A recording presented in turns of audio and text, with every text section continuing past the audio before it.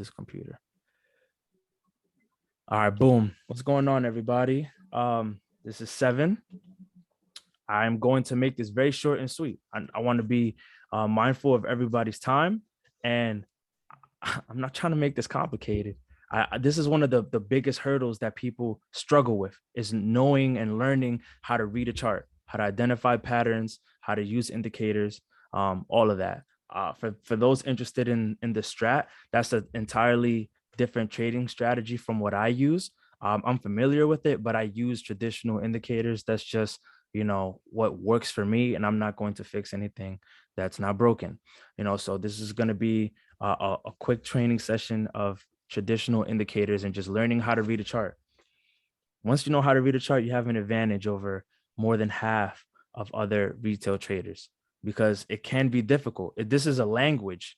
You got to learn how to speak the language, and everybody has a different learning pace. Some people can learn how to read a chart in a couple of weeks. Some people, it takes them a couple months. That's okay. Eventually you will learn, so for everyone that's here, just type out some tickers in the chat. I'm literally going to go through my strategy and how I chart things from the beginning to the end. And then I'll talk about the indicators that I use and what works for me. Type out some tickers, and I'm literally just going to go ahead and get started on charting them. All right, see Zillow, Nike, SPY, EAT, BBY. Cool. Love it. I love it. I love it. If I don't get to it, I'm sorry, but I'm gonna do the best that I can. So Zillow, Zillow actually is this is crazy. This is the first one. Zillow is heartbreaking for me personally, because I was such a Zillow enthusiast. As you can see, I got like a whole bunch of levels and stuff here. I really believed in the company, and then they just started doing some sus stuff and they got caught up. But I thought, when they started this uptrend here and they bounced off the Bollinger Band, it was going to go to this 200, eventually go to 147 or 200. But boom, let me start from the very beginning. I pull up a ticker, right?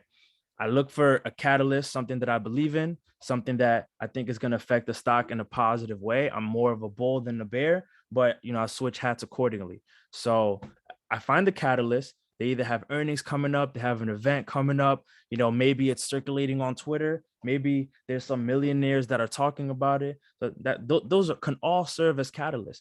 Boom, I pull up the chart. Cool, naked chart. I got my indicators here. I got my RSI, my MACD, Bollinger Band, and my 200 moving average. I always start on the monthly chart. So all these candlesticks right here is every month. Every month. Now, man, I wasn't a Zillow enthusiast in 2015, but if I was, this was incredible. And it's crazy because it took months. It took from 2015 all the way to about 2020 for this gap gets filled. But this is a rule for technical analysis. I'm not really going to go over fundamental analysis or the art of, just doing due diligence that goes in harmony with your common sense. This is all about chart reading. This is a golden rule. Price has memory. Gaps get filled. Yes, I don't use TradingView. Webull charts is good enough for me. I actually do want to use TradingView because it's easier to just transfer charts over to Twitter and different things, but Webull is fine. It's just whatever works. There's no right or wrong answer for how to chart. Just got to know how to do it. Now back to the rule. Price has memory. Gaps get filled. Gaps get filled. Gaps get filled. Especially on the higher time frame. The higher time frame, the stronger the price movement. So I would have anticipated that this gets filled, right? Cool. So I go on the monthly, and right here, this is real-time data. This is this month. So what I do, first step, while I have my indicators, I use support and resistance. That is like my non-negotiable. I don't have a bot do it for me. I do it all myself and what I believe in, because I'm going to trust myself before I trust anything else. So what is support and resistance? Very basically speaking, is just where it's bouncing from and where it's rejecting from. So support, where is it going to bounce? Where's the bottom? And you can't time the bottom. Sometimes your analysis could be wrong. Sometimes it breaks support. And that's the game. It is what it is. Things are not going to do what you want them to do. It's just, you're just trying to identify a trend and identify a pattern. And before I go into actually going through support and resistance, oh, that's wrong. Delete that. Boom. I'm going to do that. Just want to go over some quick things. The foundations of technical analysis. I really want this to stick with you guys. Don't forget this. This is just like the software of the bare bone basics of what you need to be able to read a chart. You need to focus. You need to have discipline to stick to your rules.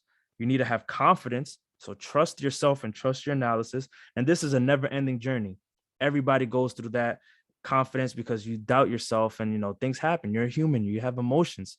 You want to try to be diligent in that aspect, and you want to be consistent. You don't want to use different indicators all the time. You don't want to change your trading strategy and change how you do technical analysis. If you're making more winning trades than losing, yes, you can always get better, but you don't swap out your toolbox if your toolbox is working. Right? So that's just the software aspect of technical analysis. The hardware, what you actually need, which is what we're going to go over and what I'm talking about, is finding the trends, finding the support and resistance, finding momentum. And momentum could be bullish or bearish, which could, it's just for those who don't know, newer traders here, that can be going up or down, uptrend or downtrend, and breakouts. And then the last thing could be price targets. These are all things that are very relevant when it comes to technical analysis. So price targets is like, okay, you have an idea of where things should be. Zillow is at $60. Zillow is smacked up right now. If I was to go on analysis, the lowest price target is $50. It's still over that. The average is 93. Okay, interesting. I'm gonna have that in the back of my mind. I'll write it down if I'm a Zillow enthusiast. I'm not anymore. But I'm still, if it pays, then I'm gonna play. Until then, I'm chilling. This is the bottom of the month right here. This is the lowest that it's been this month. So that could potentially be a support. Why do I think that? Because right here, this at one point was a resistance, and it hit that resistance, and then it came back under it and it closed under it. Right here, this is called the doji. A doji candle, I think that stands for like mistake or something, but dojis are very important to pay attention to because they can identify a trend for continuation or a strong rejection to go down. Now, this support was on a doji, so it's very possible that Zillow can bounce off this level of approximately $58 to $60 range, because even if you do support and resistance, you want to give yourself a window of flexibility. Again, the chart is not perfect. Technical analysis is just an indicator, like a checklist that you use to either get in or get out of place. So boom, continue. I use the monthly. I can identify this as a potential support. Keep going. Let's see. Right here would be a resistance. It hit, it came back down, it went over, it came down, and it closed under this line. So this is definitely a resistance. You can see maybe right here, it hit, closed under. This is another doji. It came down and closed over, but this was like I don't know what I'm doing yet. I'm not sure. It's very like, you got to be skeptical about this. Why? Because this was already outside of the Bollinger Band. And the Bollinger Band is this line from this line. Things stay in the Bollinger Band. This went over, it came back down. Right here, it was still over, it entered back into the Bollinger Band. Things don't like to stay out for too long. So this is like my bare bone basic support and resistance on the monthly. Then what do? I go down to the weekly. The weekly, this is just every week. I get a clearer picture. Now, the support that I drew from the monthly tells me that this is at a very dangerous spot. If this breaks this support, it's going to go down even more, a lot more. Where? Well, I have to identify the next support. So let me go to the monthly. Where would the next support be if it breaks this? Just at a quick glance, it could probably be around here. This green candle, zoom in a little bit. This green candle right here. And then look at that. I'm looking at this to try to match it to where it bounced from. And it just so happened that it's the bottom of the Bollinger Band on the monthly. So the next support is in harmony with the Bollinger Band. So that would be my price target if it breaks this support where it's at right now. Go to the weekly, keep going down. It's outside of the Bollinger Band on the weekly. The same thing goes out when it's in the outside towards the downside. If things break the Bollinger Band in either direction, it normally likes to, well, not normally, it goes back into the Bollinger Band. And right here, from this support or this resistance to this support, this is called the channel. So when things are in a channel, it bounces in a channel. If it breaks this level of resistance and the top of the Bollinger Band, it's called the breakout, and this means for continuation. But breakouts can happen in either direction as well. So if it breaks this support, then it's a breakout down and it's going to continue down. And this will be the next level that it catches, which would be insane for Zillow. You hate to see it. And then from the monthly to the weekly, I go to the daily. Now, I normally go through this a lot faster, but I want to explain it to you guys so you guys have an understanding of the process of how everything works when it comes to reading a chart and just the bare bone basics. Now, right here, the fundamentals of Zillow are not good right now. There's a lot of selling. We're not going to talk about that. From a chart perspective, if this actually had good fundamentals or good news, rather, let me not use the fundamentals because fundamentally they're not a horrible company. They're just, they don't have integrity and they're a whole bunch of scammers that got caught, whatever, right? From a technical standpoint, this has a gap. Now we've seen what happens in gaps. Gaps get filled. Price has memory, but damn, this shit took years to fill that gap. Do I want to wait? Don't want to wait for that again? Hell no, not me. I'm okay. I'm just not interested. If you're a Zillow enthusiast and you're an investor, then yeah, eventually it could be next year, 2 years, 3 years, 4 years. Nobody knows, but this gap will get filled. Don't know when. Not sure. But from a technical standpoint, this is the daily. Boom. It's trending above this support. Very careful. Very careful, because if it breaks the support, it's going to continue going down to the next level we spoke about, and then the bottom of the Bollinger Band. But from a technical standpoint, has this gap to fill. Gaps get filled. The RSI, relative strength index, is cruising on oversold. Things don't like to stay oversold for long. Things don't like to stay overbought for long. As you can see, this is on the daily, so this is the price movement every single day. When things get closer to overbought, they start selling. When, like right here, when it went to oversold, it hit the bottom of the Bollinger Band. It was oversold here, and then it bounced. Boom. Relative strength index started going up. The price started going up because it hit the bottom of the Bollinger Band. When things hit the bottom of the Bollinger Band, they generally bounce. When things hit the top, they generally resist. It's a resistance.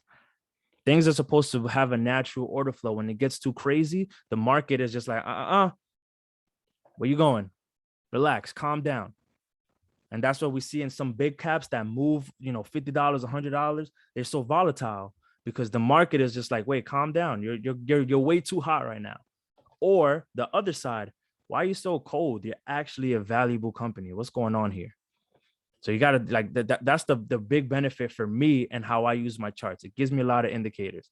So I'm just like, if I didn't already know the information on Zillow, let's say I'm just looking at Zillow for the first time from a charting perspective, I'd be like, all right, this is going to fill that gap. But I already looked in from the longer time frame, and the gaps don't get filled that fast the way that other companies do. Oversold, the MACD, like right here. This is called the histogram. The histogram, you can change it to any color you want, but red and green, very simple. Once the bars get smaller, that's an indicator that's telling you that the selling pressure is decreasing. And once it starts converting, like if this turns green and it's still at support, that's telling me buy. Why? Because it's turning green and it's bouncing off of support. The RSI is probably going to start increasing and it's going to start getting ready to fill the gap. If this goes over 78 or 76, dollars, then the gap fill is inevitable and it's going to go to 78 very fast, or 84. There you go. Yeah, I forgot. I'm looking at the daily. So it's going to go, if it breaks 76, it's going to go up here to 84 relatively fast because gaps get filled and price has memory. But it will have to bounce off of this support. The MACD would have to turn either a smaller red or have a first green candle on the histogram. It would look something like this. And now we got some bullish flow, and then we got buyers back in the mix. But nobody wants to catch a falling knife. Nobody wants to, try to time the bottom. You can't tell the future. You got to wait. Got to wait for the chart to tell you something, to show you something. Does anybody have any questions so far with Zillow? I'm going to continue going down the list of other things to chart because I don't want this to be the Zillow show. I'm not a Zillow enthusiast anymore. Yo, bro, can I add something? Of course. What's good, y'all? It's Nick. So the whole point of what Seven's trying to show you is how to plan your entry and exit. So you guys have to kind of understand the big picture of all of this is what is the direction, and then you always follow the direction. If you guys are driving, you always drive in the flow of traffic. So you want to pick a certain point where you want to enter, and pick a certain point where you want to exit. And all of this, what's on the screen, but the candles is where are the buyers and where are the sellers. So you have to pick a side. Do you want to be a buyer or do you want to be a seller? And you don't fight the crowd. You join the strongest momentum, wherever that is. So what Zillow was, what he showed you, when you see the price drop like a falling knife, because something bad happened. So if something bad happened to the company, it's gonna cause people to sell. If it causes people to sell, you don't want to be a buyer, you want to be a seller. So you want to just follow the direction and the momentum of where things are going. It's very hard to time the market. So you want to go bigger picture first and just kind of follow the overall direction of the trend. Like zoom out, kind of like what Seven did, and see, okay, within the past couple months or a year, what is a long-term direction? You kind of want to just ride the wave, you know? Second is the support resistance areas he showed you. That's where the buyers are, that's where the sellers are. Think about it. There's three groups of people in the market. They're bulls who buy because they think price is gonna go up, the bears who sell because they think price is gonna go down, and then there's a neutral group of people sitting on the sidelines waiting to jump in. So you have to identify in what areas are the bulls gonna step in and what areas are the bears are gonna step in. And during which moments of time or scenarios are those neutral people gonna pick a side, and one side is always gonna win, right? So when in the uptrend, think about it. Let's say, for example, we're looking at Nike. Nike's a bullish stock. People are bulls of Nike, fans of Nike. It was a good company. So when it does drop at a certain point, there's gonna be people waiting to buy at a lower price because they missed out last time. So you wanna, again, buy low, sell high. And the indicators, there's many indicators you can choose from. Just try to pick a couple that you understand how to use, pair them up, and treat it like a checklist. Okay, I will take a trade when this happens, that happens, and that happens. And only when the checklist is filled, I will take a trade, because you want, like Seven said, high probability trades. You don't want to just take something for no reason or because someone told you so. You want to look at the chart and say, this seems like a good area to get in because of my analysis. And like he also said, anything can happen. Something happens overnight, or, back then Trump would say some crazy shit Randomly, and the market would randomly, and either then the pump market goes nuts. or it goes. Yeah, that was, Or 2020 was insane. it's in the middle of the day, it's 1:00 in the afternoon, and Jerome Powell says some crazy shit, and boom, we go nuts. So it's like anything can happen. The charts aren't perfect. This is trying to help you pick where you're gonna get in, where you're gonna get out. You also have to pair this with like fundamentals, which he's not gonna go over that tonight. But you want to like use it as part of a toolbox. Like you want to use this along with risk management, along with fundamentals, and use it all together to plan high quality trades. And like he said, be consistent. Don't just switch everything up. Pick one checklist, one set strategy, and just stick to that. And over time, let it play out and see whether or not you're profitable.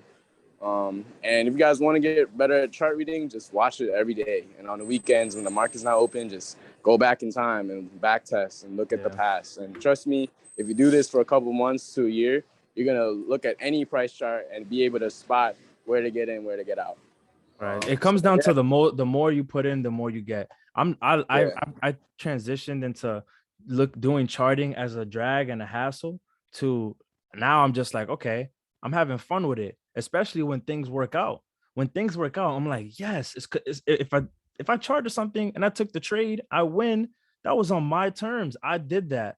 I didn't just follow blindly somebody's trade. If you're in the Discord group and you called out, like, of course you're trusting them, right? So that you should be taking their plays with conviction if you've been there for a while and you know them or whatever, right? That's cool. But you should be knowing how to read a chart to do your due diligence behind that, not just recklessly doing anything. That's not responsible. You want to be able to learn how to fish, not just get fed. So this, it's very important. Now going into Nike, this is a trend line, right? So Seven, can I ask you, this is Gina, can I ask you a question real quick? I came in late. oh yeah, You were sure. talking about a channel. Are you talking about a channel as far as the Bollinger Bands act as a channel? I came in late and I Oh trade. yeah, no, that's not a problem at all. So going to Zillow. So the Bollinger Band can be, used as a channel, but it's such a wide and broad range. It's not as direct for like, scalping or short-term day trading. Because ideally, like right here, this is a big ass channel and Zillow doesn't Right. move that much. So a better channel for me would be from, 123 to 62, but even that's really wide. So I would shorten it up a lot. So I'll go, Oh, so let's, you're drawing your own channel inside yeah, the Bollinger Bands. exactly. Yep. Okay, that's what I was trying to figure out because I trade a different strategy, but I came from technical analysis side. So to me, it's always better to have more information. So Absolutely.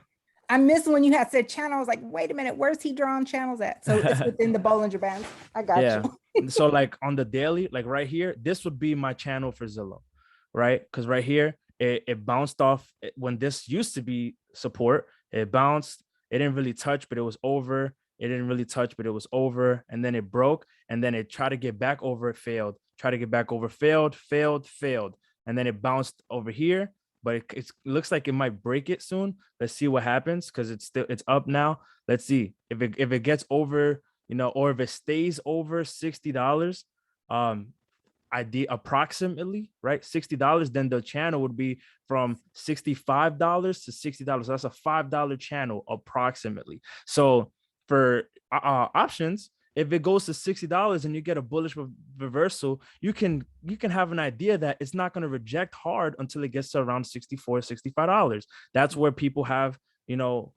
stop losses or sell orders rather. So you can kind of have an idea like, okay, if it did it here, it's probably going to happen again. So this is just a smaller channel on the once I go to the daily. I always do my short-term channels on the daily and then I just work my way down because then you get a clearer picture. Yeah, I'm always watching at a channel when it's angling. You know how if you watch a chart for like a week, 2 weeks, 3 weeks, how it'll channel up in an angle. Yeah.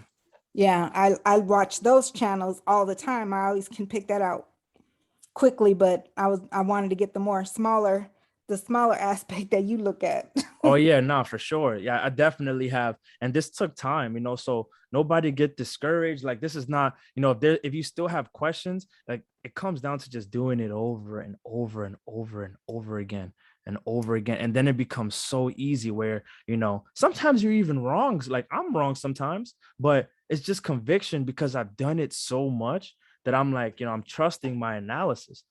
Like moving along with Nike right here, boom, this will be my trend. Hit the wick, it came up. So I'm not really worried about Nike going to the shadow realms unless it breaks this level on the monthly, which is around $150. Nike doesn't even move that much. So that trend line is like a monthly trend line. That is kind of a lot.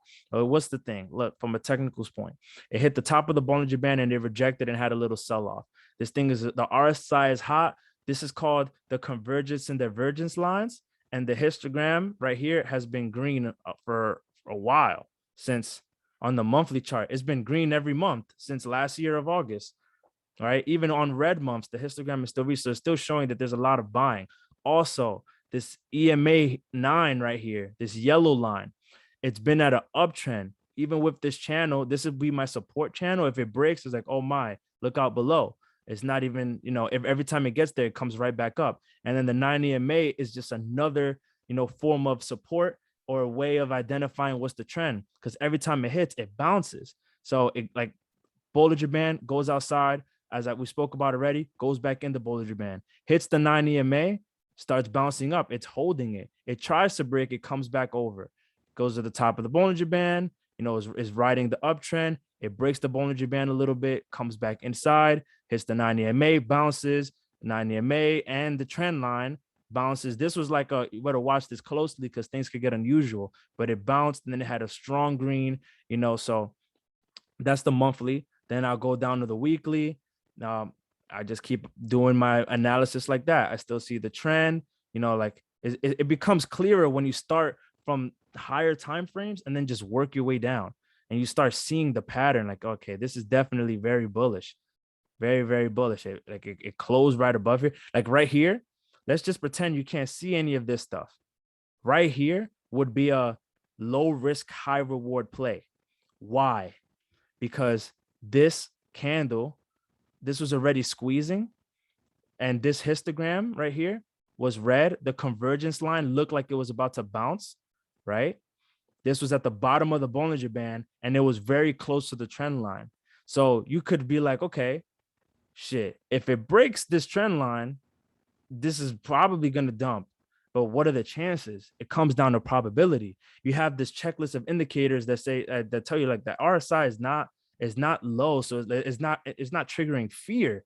You know, once the RSI goes to like 30, 20, you know, there's two things that you can kind of put together. There's fear, right? So people might start panic selling, or it's a buying opportunity, right? But you want to look for that reversal. Now, damn, this next day, I'm not even sure. Was this earnings? Why was that candle so green? I'm not even sure.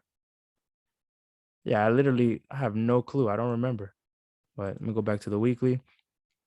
But yeah, so this was a low risk, high reward kind of play. You know, you buy it at the bottom, buy low, sell high, like Nick said.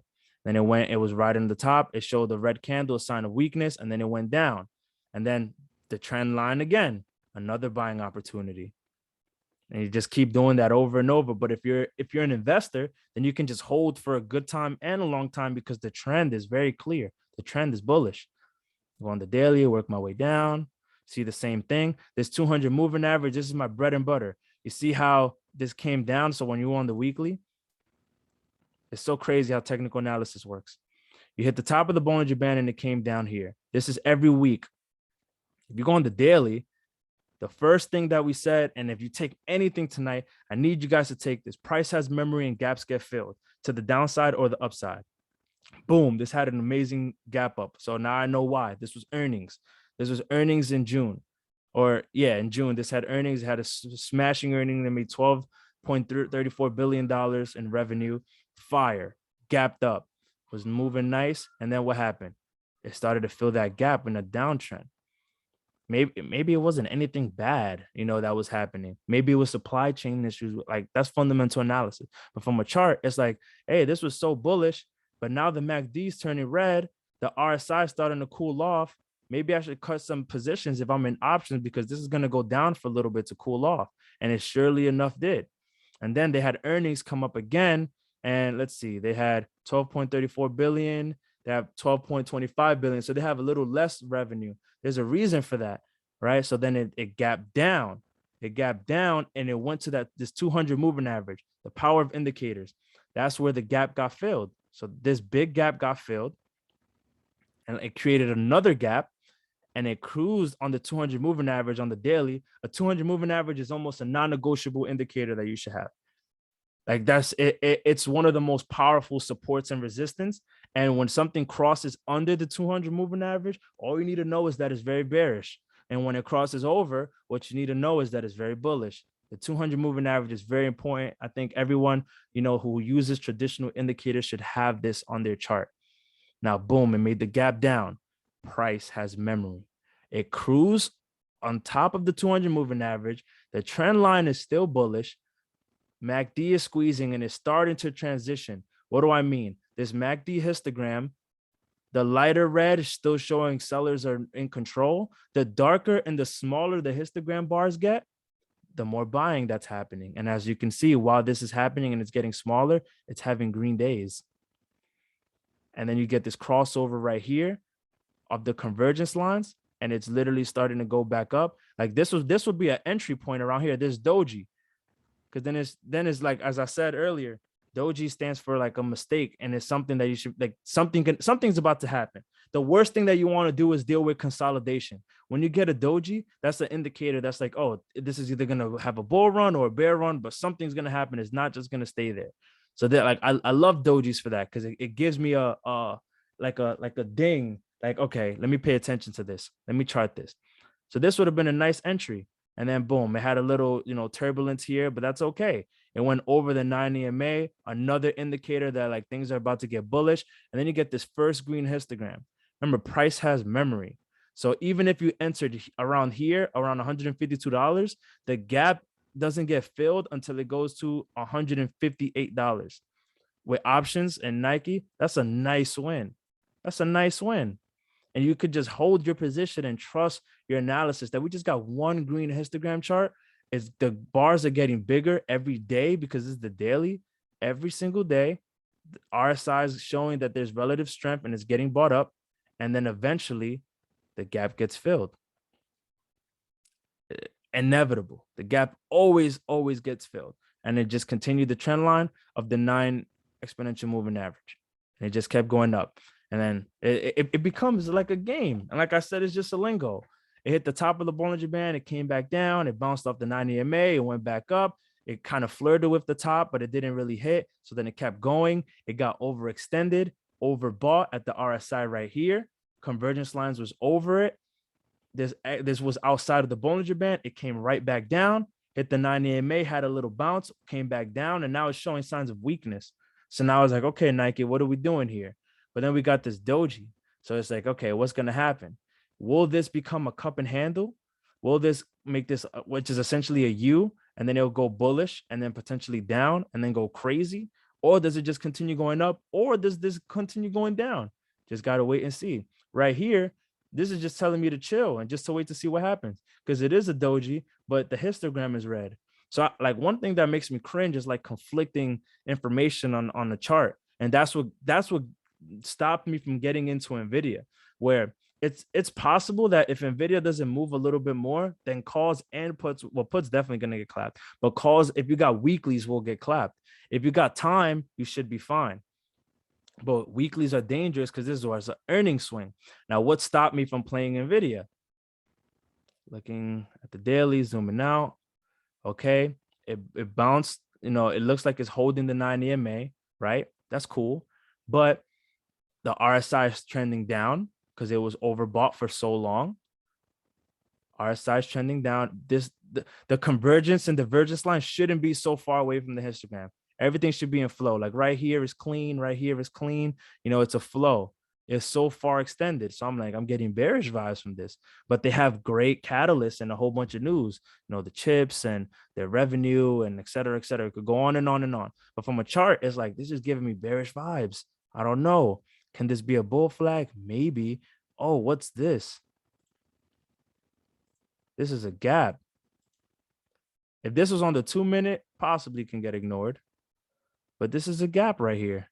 So when this gap is going to get filled eventually, I don't know when. You saw Zillow. That shit took months. Oh, years. I'm tripping. It took years. But gaps get filled. Price has memory. When will that happen? I'm not sure. You know, so it has a gap, and there was another gap somewhere. I think, look at that right here.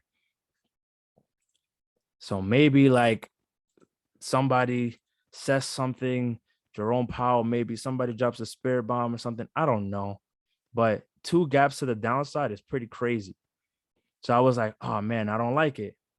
But it's up right now. That's cool. Maybe it goes up and maybe it has a crazy sell-off again like it did today. I don't know. I have no idea. It's just interesting. But this is technical analysis. This gives you information that you need to make decisions. I'm not going to just get in because like, oh, it's NVIDIA. They make chips. Chips are going. Let me just get in. Hell no. I'm making like really good technical decisions on what I'm doing, because this is money. You know, this is money that you can use to change your life. So you're not going to do anything reckless for no reason. Even lottos, when I alert lotteries, you know, like, yeah, they're on the more riskier side, but I'm sitting there and I'm actually doing technical analysis too, because it all comes down to probability. What are the chances that I'm right versus the chances that I'm wrong? And I go by all these indicators and all this information and language that I'm getting from here. Like look at Moderna. This one, just get rid of all of this stuff right here. Boom. I like Moderna because it has 2 gaps to fill. And the MACD is starting to transition. The bars are getting smaller. There's no more sellers, right? There was mad sellers here. Everybody was like, I got to get out of there. There's more people buying now. RSI was oversold. It looks like it's about to start going, right? Once it breaks, you know, this level right here, which it tried to today, and I got really excited for it. And it came back down, unfortunately. But once it breaks this level and then the 200, once it goes over the 200 moving average, which is like that 250 to 255 range, game time. Now we're looking clean. Now we're looking clean to at least fill gap number one, which would be around 277. Now, once it breaks this level, 296, game time again. And then we're looking to fill this gap. Now, Moderna can move crazy. So that these gap fills can happen sooner than later. And if this gap fill happens, it would go from 296, 297 to $335. With options, you know that's a banger win. Fire. Fire, fire, fire. Now, does it happen in the day? Maybe not. Is it volatile throughout the day? Very likely. Maybe this happens in 2 weeks, 3 weeks, a month. We don't know. But price has memory and gaps get filled. Does anybody have any questions on that so far?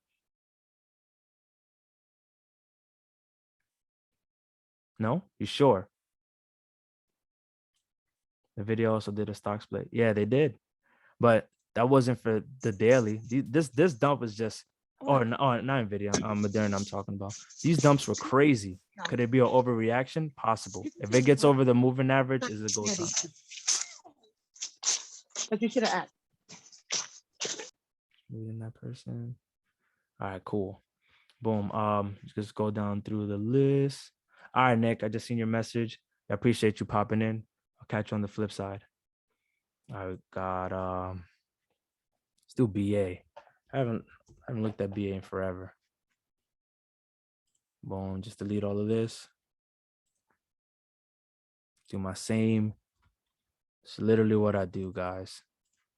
All right, cool. This is a resistance. This is a support. How many times it's bouncing? So then this is the channel on the monthly. Let me just start working my way down quicker. Clearly a channel. Hits the top, comes to the bottom, flits around, hits the bottom, hits the bottom. This could potentially be a triple bottom play, quadruple bottom play. So damn, this would have been nice to buy a 200 level. Damn, I wish I would have saw this. You hate to see it. I haven't looked at the BA chart in forever, but it's all good.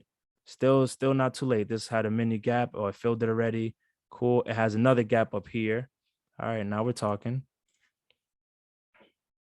Boom. The gap doesn't get filled until it goes to 331. Now, again, does that happen immediately? No, shit happens when it happens. We don't control it. Something has to happen. All right, so this is a gap. Cool. This is the channel on the weekly. Let me go to the daily. What's the vibes on the daily? Top of the Bollinger Band, and then it came right back down. It got too hot. It got to move at a natural pace. On the daily, has a gap to fill to the downside. You hate to see it. So that gap to fill to the upside might not get filled right away. This was also a support. Bounce, bounce, bounce, bounce, and the 9 EMA. So if it breaks 217, this gap fill to 214 approximately definitely would likely happen either that same day, because BA actually moves a couple dollars a day, or like within the next day. But once it enters this new channel right here, which is a channel right here, you see all these candles, it's going to fill this gap. And ideally, if it fills the gap, then it starts bouncing back up, because on the higher time frames, it's showing signs of life. It's showing signs of life. But, let's see what happens. Dun, dun, dun. Yeah, it got too high. It started going crazy. Came back down. But the daily at the 200 moving average is bullish. If it fills this gap, and then the gap stuff is behind right here, it fills that gap. We wanted to fill that gap so then we can continue going up. And once it crosses the 200 moving average, it looks good. Look at that. A daily gap fill right here as well. I love playing gaps. I'm not going to lie. I always look for gaps. Gaps in addition to like the indicators that I use, it just gives me conviction. That's how I got Bed Bath & Beyond. Actually, let's chart that. But yeah, gap right here. Oh, I actually filled that gap right here. And that's kind of why I've rejected. Okay. Yeah, so this gap was filled. So that's done. It might go all the way back down to 215. That would suck. But, we would want that gap to get filled because then there's nothing below to stop us from continuing. Like we want gaps to get filled. When things are moving in gaps, there's still gaps below. It just makes things uncomfortable. When you know there's no gap down and there's gaps up, you can hold for longer. You can size your position. Everything is just better when there's no gaps in the direction that you're playing, or opposite the direction that you're playing, rather. So let's look at BBY. So on the daily. So this is what gave me conviction. I was charting this on the daily. All right. I went here. This was the day before, right? I was like, oh, this has a gap to fill. Now, I did not expect the move to happen the way it happened. Not at all. It was just a blessing. I love to see it. I thought this was going to happen over a course of a couple of weeks. So boom. I'm like, okay, if it breaks this level, this red line, it's definitely going to fill the gap 100%. But I like the way it was moving. I didn't mind the way it was moving. Actually, let me bring this blue line a little bit lower to right here. Perfect. This is where it bounced. It went over, came back down, but then right here it broke it. So this was what I was like, yo, I like this trade. Maybe it enters this channel and goes to this red line. If it goes to $18 from $16, it's a win. I'm lit. If it breaks over $18, then it's in the gap fill. There's no resistance on the daily. No resistance. If it breaks $22, it's lit. This is what I'm thinking, right? And this is what I'm seeing from the chart. It just so happened that they had like 5 catalysts at the close of this and it went insane. And I had one of the biggest trades, no, the biggest trade of my life. Cool, like for an overnight swing. It was awesome. But what happened? Now I see that this is a gap. Eventually, this is going to come back down to $16. But does it happen this week, next week? I don't know. 2 months from now? No clue. But gaps get filled. This gap got filled. It got overfilled. It went over it. But this is still a gap down here. It tried to come down, but they have catalysts. So I wouldn't be bearish on this unless it breaks the 9 EMA on the daily.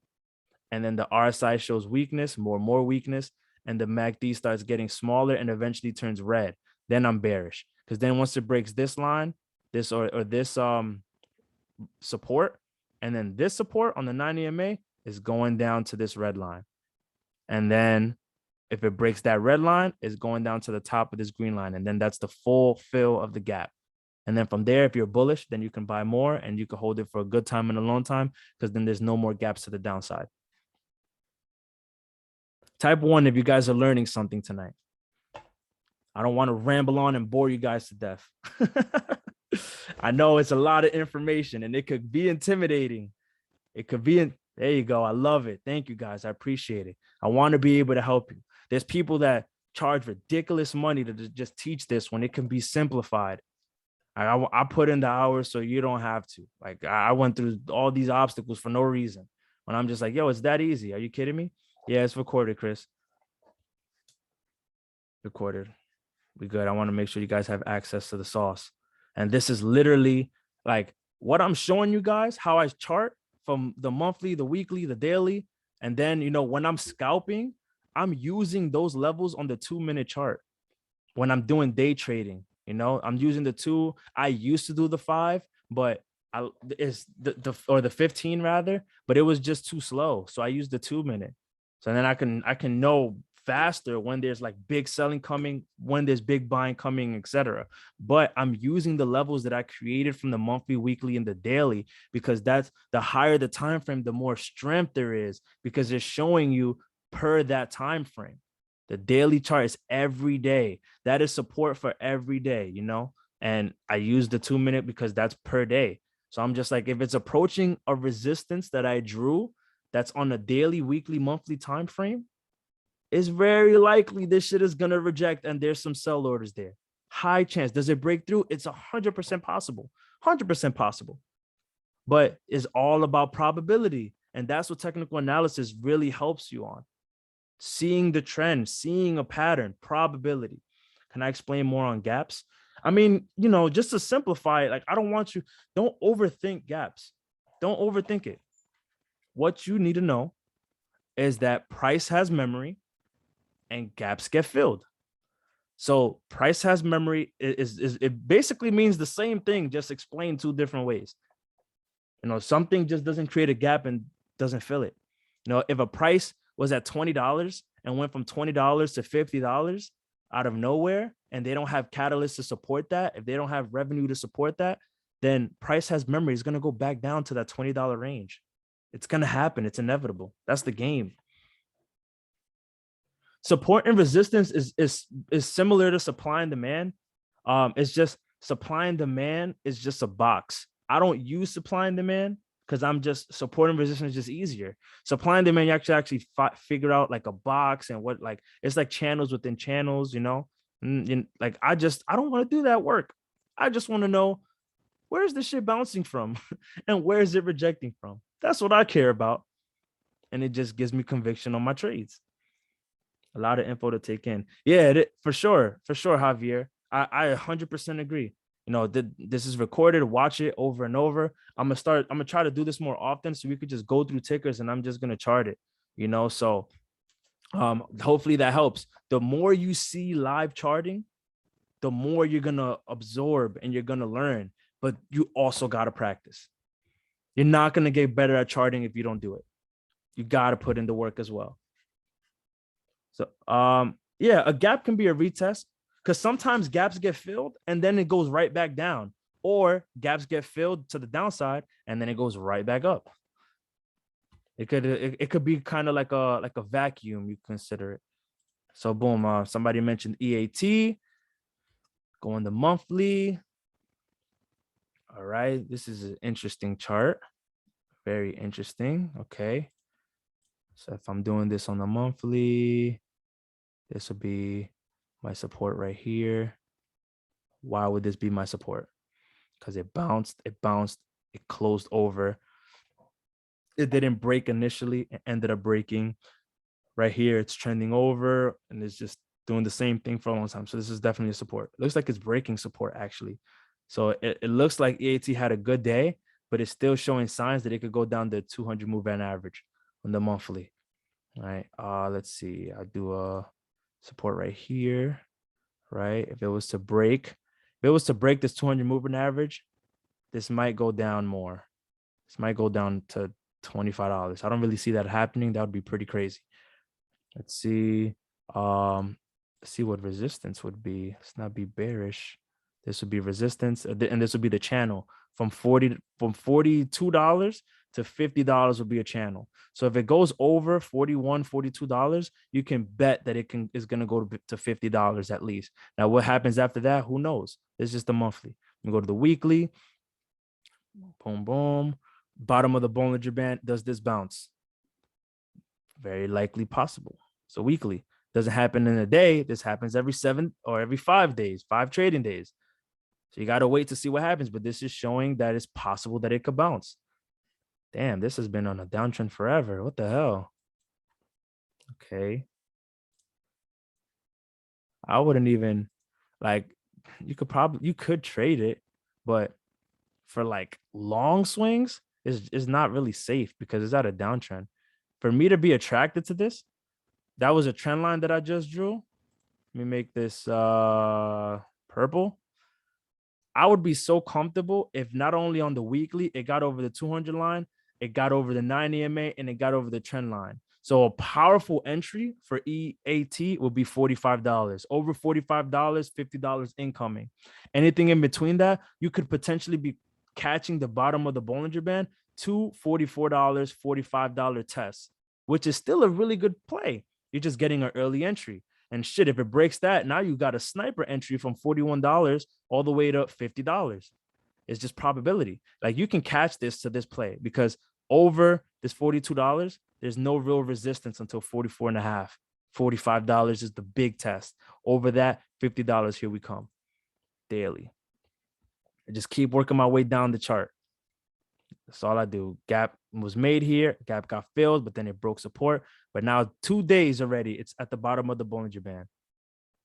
However, I don't like the way this is looking where the MACD and the convergence lines are still overextended. and it's not curling up. It's crossing over, but it's not curling up. The RSI is, but then this MACD bar is like, it got smaller. So like, where's the buying at? What's happening right now? Why isn't this a bigger histogram bar? Got to wait to see what happens tomorrow. Because if this goes red, it's going to come back down to the Bollinger Band. And if it does, that would be something you hate to see. But if it goes over this 42.5, it's going to go test this top potentially. I just keep working my way down.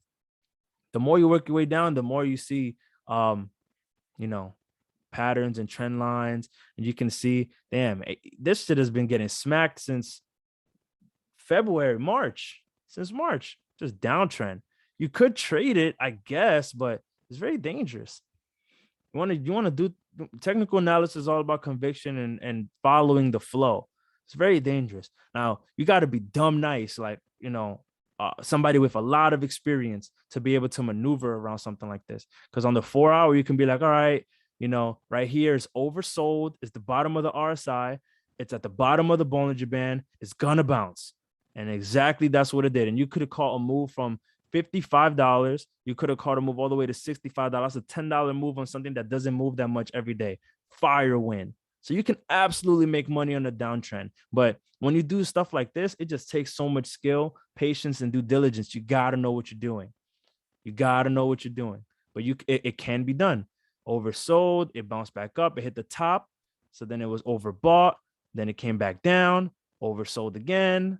It didn't hit the bottom of the Bollinger Band, but it was close enough that you could identify the reversals. And you can just play it up and down, but you know, you can't get leaps on this. You can't be a long-term investor on this because it's in a downtrend since the whole year on the 4 hour and on the daily. It tried to break the downtrend. I would have been sick because it would have been to $54 and I would have got excited, like it's breaking the downtrend. Guess what? It came right back in it. Came right back in and then continued. But something that is interesting, boom. I know you see it. You see it. Gap. Dope. Dope, dope, dope, dope. The dope, dope. Gaps get filled. Price has memory. So this made a gap here. And the gap gets filled at $48. This is at $41. That is nice. Bottom of the Bollinger Band. On the 4 hour, it looks a little bit better than the weekly and the daily as far as the MACD goes, because the daily is like, okay, this could kind of go either way. This is called the H pattern, where it's like a leg and then it bounces. Could also be called the dead cat bounce. There's a billion different names. The more you do it, the more you start familiarizing yourself with these terms and you start realizing what's the vibes. It's just basically a fake out. It fake bulls out. It bounced off the top of the trend line, the downwards trend line, and came right back down. It hit the Bollinger Band, and then it started getting bought back up on the daily. On the 4 hour, though, you clearly see a gap up here. So bottom of the Bollinger Band, two like green candles in a row. If this turns green, if these lines get over, if this gets over, the daily is going to start reflecting a better picture, and it's going to show, oh yeah, it's almost game time. Over 90 MA, over this resistance is going to test this level here, which is the top of the Bollinger Band on the 4 hour and the downward trend line. If this gets over 45.5, you can bet that this is going to go test at 47. Once it breaks that, it's going to go into the gap fill to 48. And it's all about entries, because you can get in now and you can reject here. And if you don't sell, you can come all the way back down and then just lose all your profit. Or you can buy here and then sell up here and forget about the gap. You already made your money. But if it does break, then you can just add a higher strike. Like, for example, let's say you get like $45 calls and you ride it up to $45. You sell for profit. It breaks $45, but then you roll up and then you get the $48 strikes. Now you're lit because you already made money. You're using profits to make more money.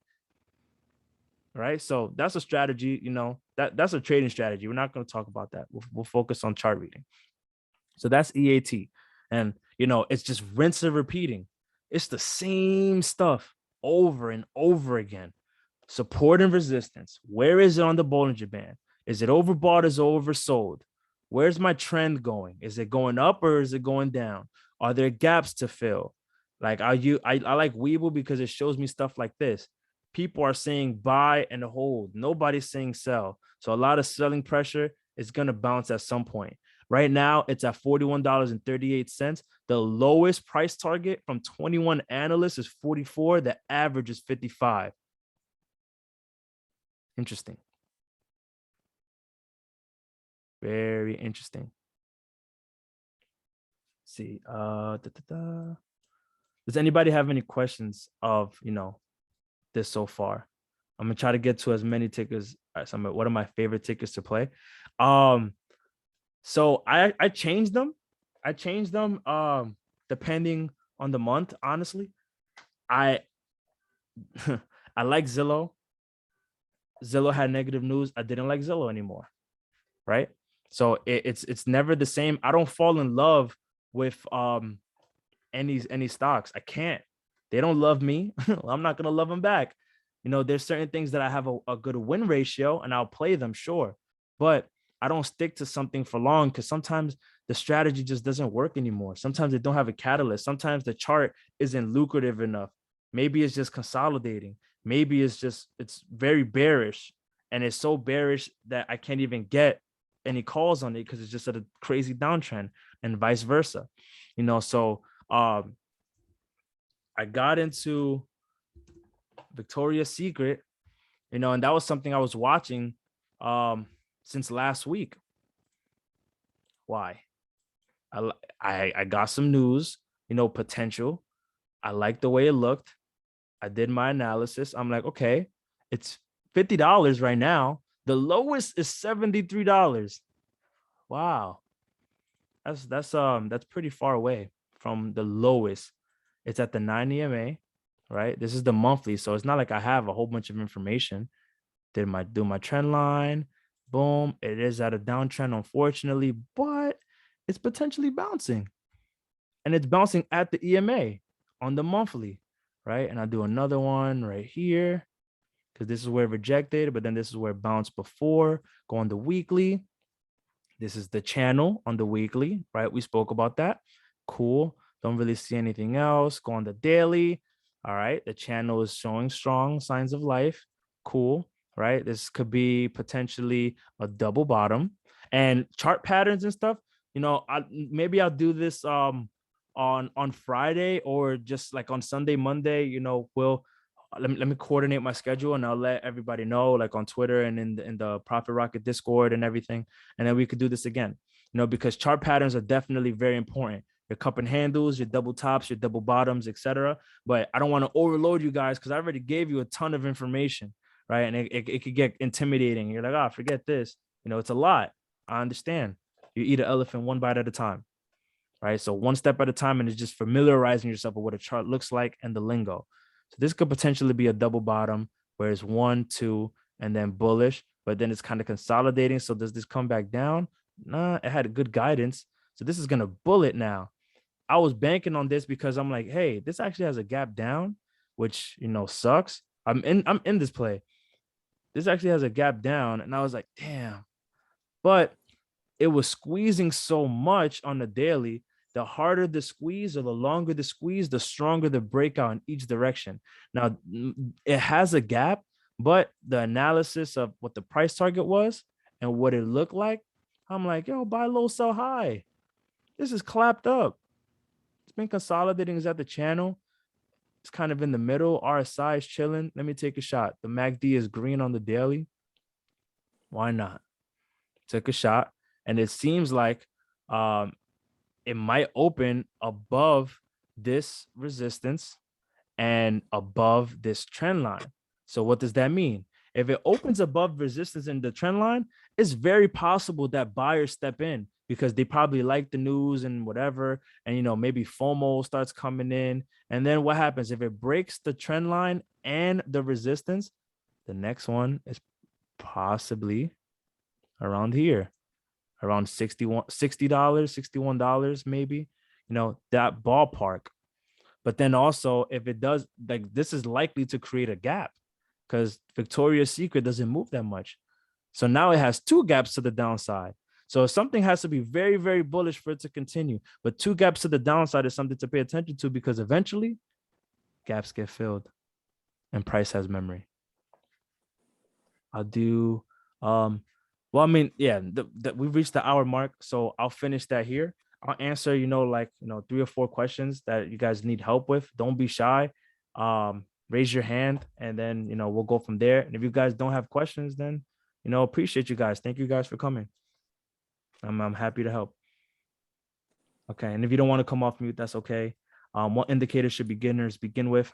Yeah, okay, perfect. That's a great question. So beginners, they should always, like, you don't have to have 40 different indicators, right? You don't have to have 10 indicators. I started with just 2. Before I even used moving averages and everything, I literally started with RSI. That was my and support and resistance. Support and resistance, I was doing it, manually. RSI stands for relative strength index. RSI is buy low, sell high. When it's oversold at 70, or I'm sorry, when it's overbought at 70, that's a sign to, oh, you might want to start selling your position because it's too hot. When it's at around 30, under 30, that's overbought. If it's a valuable company, if you know that it has good fundamentals, if you know it's the future, it's not going away, not bankrupt, when it's oversold under 30, that's a buying opportunity. That's a buying indicator. So I always recommend RSI. I always recommend support and resistance. And then the more that you go on, then you'll go ahead and just start adding more indicators. And that's where your moving averages come in, your EMAs and your Bollinger Bands. And then if you want to go crazy and have more, then that's on you. It's up to you. There's no one size fits all. I know somebody that uses like 15 indicators and he uses it awesome.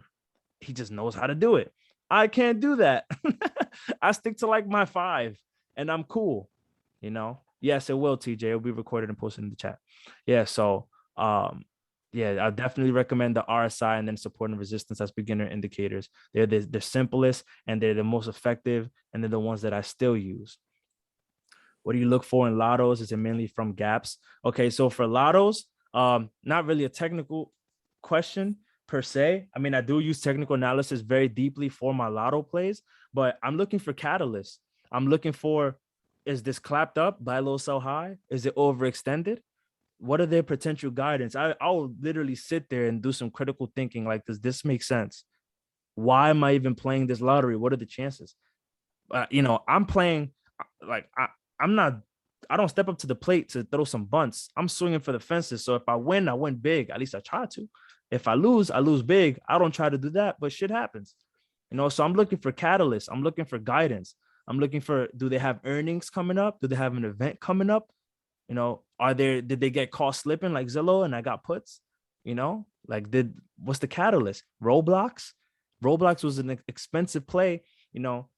I don't generally like calling things out that are $300-$400 per contract because not many people just have that to throw in the market like that.